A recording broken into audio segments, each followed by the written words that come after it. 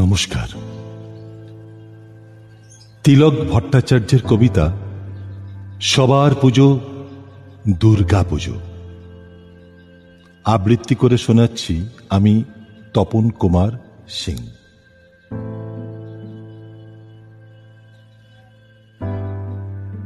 ছেঁড়া গেঞ্জিটাকে সেলাই করে তার উপরে ঢলঢলে ফতুয়া পরে সবাইকে নিয়ে ঠাকুর দেখতে যাওয়ার লোকটাকে বাবা বলে।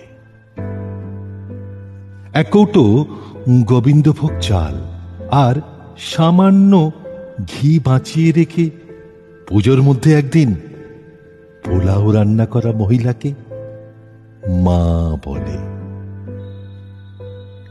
বন্ধুর জন্মদিনে পাওয়া চকলেটটাকে লুকিয়ে সালোয়ার কামিজের ওড়নায় ভাইয়ের জন্য বেঁধে আনা মেয়েটাকে দিদি বলে। কাঠি আইসক্রিমটা অর্ধেক গলিয়ে ফেলে হাতে নিয়ে দিদির জন্য এক ছুটে মাঠ পেরিয়ে ছুটতে থাকা ছেলেটাকে ভাই বলে।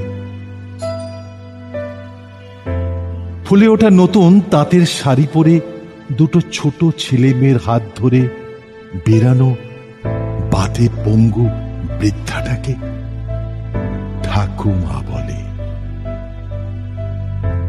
ডিজাইনার পাঞ্জাবি পরে অঞ্জলি দিতে দিতে পাশের বাড়ির নতুন শাড়ি পরা মেয়েটাকে কলেজ পড়ুয়া ছেলেটির আর চোখে দেখাটাকে ভালো লাগা বলে। টরেন্টো দুবাই থেকে ফিরে অষ্টমীর রাতে সবাই মিলে একজোট হয়ে স্কচের আসরে পাড়ার ইলেকট্রিশিয়ান হাবুকে নিমন্ত্রণ করাটাকে ছোটবেলার বন্ধুত্ব বলে। শিল্পীর হাতে 6 মাসের মেহনতে বানানো দুর্গা ঠাকুরটিকে নারী ছিন্ন করে বিক্রি করে সেই টাকায় অনাথ অসহায় পথ শিশুদের জন্য জামা কাপড় কেনাটাকে মানবিকতা বলে। সপ্তমী সকালে বউ ছেলে নিয়ে টানা গাড়ি করে গ্রামের বাড়ির পুজোতে হাজির হয়ে কাকা জ্যাঠাদের প্রণাম করে আশীর্বাদ নেওয়া মানুষগুলোকে পরিবার বলে।